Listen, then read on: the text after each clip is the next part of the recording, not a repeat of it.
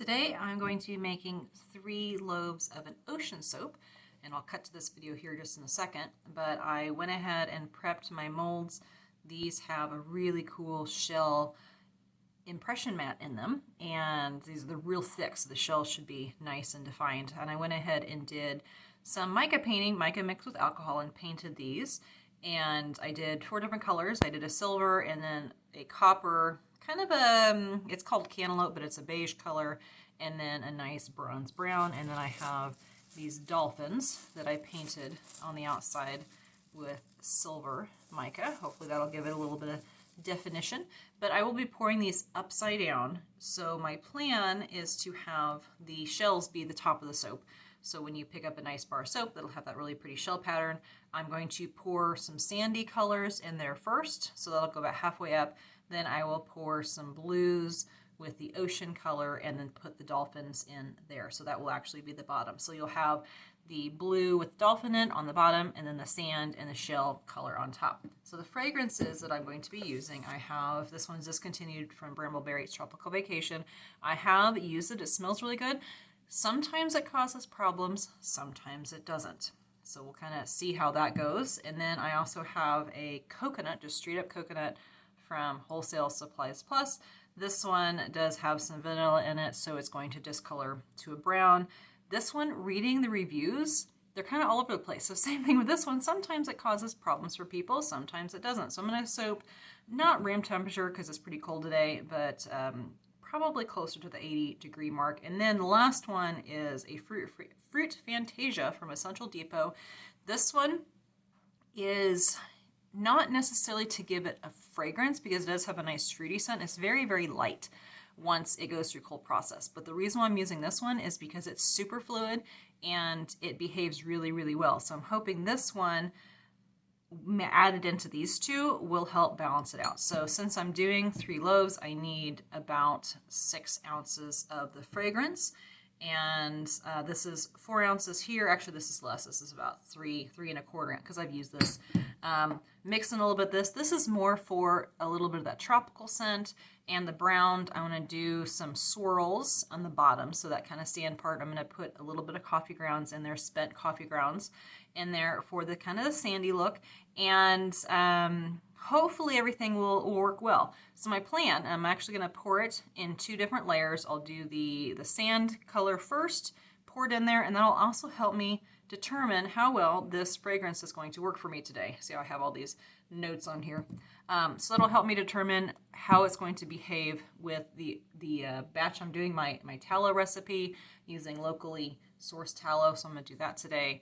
And then once I determine how well it works in that base layer, then I'll decide if I'm going to do a solid blue, how fast I need to work, or if I can get some swirls in there.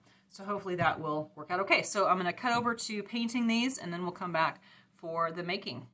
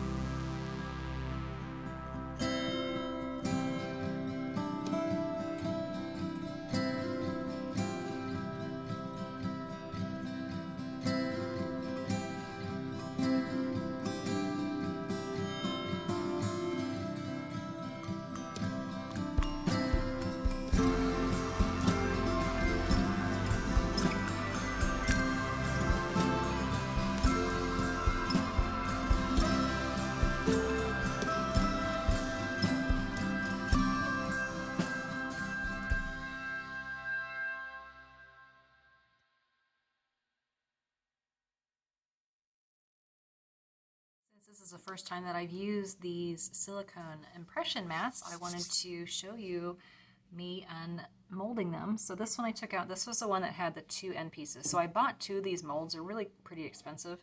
So I cut off the ones to fit perfectly in 2 of these, and then I used the end pieces to make one separate one. And I have that, which actually looks really cool. I did have to scrape off a little bit in the middle, but it's really pretty how that mica turned out.